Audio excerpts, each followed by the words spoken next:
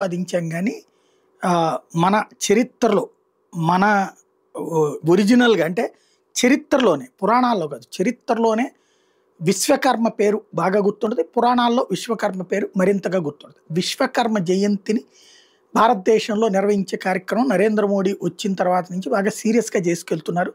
చేతి వృత్తి కళాకారులందరూ కూడా ఆయా సామాజిక వర్గాలు బీసీ సామాజిక వర్గాల వాళ్ళు ప్రత్యేకించి విశ్వకర్మని గుర్తు చేసుకుంటుంటారు. మొన్న కూడా ఆంధ్రప్రదేశ్‌లో కూడా బీజేపీ అధ్యక్షుడు మాధవ్ నాయకత్వంలో రాష్ట్ర వ్యాప్తంగా విశ్వకర్మ జయంతి జరిగింది.